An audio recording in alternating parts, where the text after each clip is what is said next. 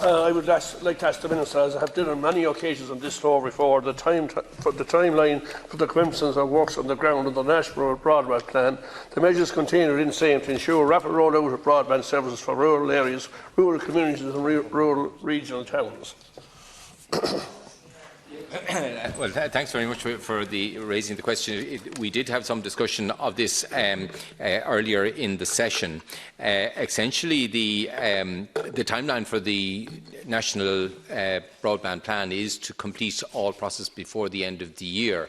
As I outlined to Deputy Dooley, we have, as part of that process, had a new mapping exercise where anyone who wanted to provide on a commercial basis within the intervention area could put forward their proposals. The closing date for that was extended by 5 weeks to the 30th of September, and a significant number of applications and submissions have been made, and those are now being assessed within the department. At the same time, I'm proceeding with the various due diligence to complete the various elements of contract signing. So the final piece will be combining those mapping assessments and submitting for state aid approval, and that as well considerable work has been done to deliver that. In terms of what happens after the contract is signed, a deployment plan will be made available by the bidder immediately that is signed.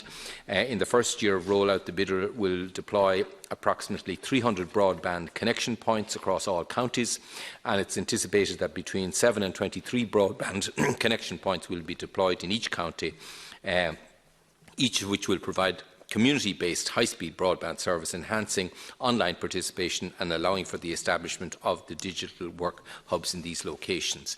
The full rollout will take 7 years to complete, 133 premises by the end of the second year, and between 70 and 100,000 premises passed each year thereafter.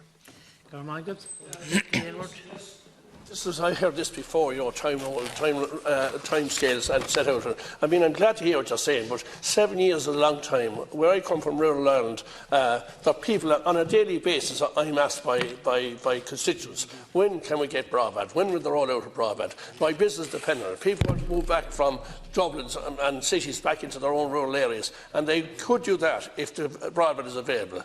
People in amber areas, we have these coloured amber areas, they're saying, when?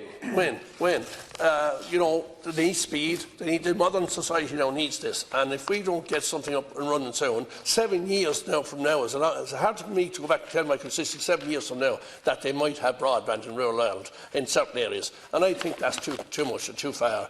We're talking about rolling out rural broadband for years and years now, and it's time to get it done and get it done as soon as possible. And we've done a lot of scrutinising and looking at it. And, Minister, it's not happening. And OK, I take your assurance that it's going to happen now, but can it be fast-tracked?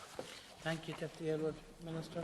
Yeah, I can understand the Deputy's concern that this has taken considerable time, but the truth is that without this intervention that we have proposed, those constituents that you represent would never be reached. We know that the commercial system would not deliver reliable high-speed broadband that would be future-proofed to almost a quarter of the country. And that is the reason why we have this scheme in place. Unlike you, some people have cast doubts on whether this is an important or a necessary investment. I believe it's absolutely important. I can envisage no prosperous future for rural Ireland that did not have at its heart access to high-speed broadband. So I'm fully committed to deliver this as quickly as possible, but I think the Deputy will understand that I also have to be careful to conduct due diligence to make sure that every I is dotted and every T is crossed to protect both the state and the future users of the service. Deputy Aylward, final comment. That it can service up to 45% of the national broadband map. The Taoiseach stated last week that Imagine was causing a delay, or that its challenges to the government's map had caused a delay in respect of the plans relating to broadband. If a national communications company is telling you that they can service half of the map, can we not utilise that to speed up the delivery of services to rural Ireland? We need to start thinking outside the box, Minister, in order to get this moving. Surely there are fast-track pathways such as this which should be explored. Broadband is not a luxury for schools, families, business and farmers. It's an absolute necessity. If it is not delivered soon, the benefits may be lost forever as investment will not flow to rural and regional Ireland. We will never reopen the borders up shop fronts, create jobs and sustain enterprise in our regional towns and villages if we do not have an equal platform or broadband service to compete with the larger cities. The current digital divide has completely undermined the economic viability of rural Ireland. SMEs are walking out of rural Ireland because they cannot rely on reliable broadband services and going back to towns because they cannot get in the rural areas, and now we're at the loss of that. So, Minister, I'm just asking, could you look at that as well? Final comment, Minister. I think up to the 30th of September, any company had an opportunity to apply to extend the area and to commit to deliver high-speed broadband that would be future-proofed. A number of companies, 30 companies in all, I think, have made submissions. Those are now being evaluated.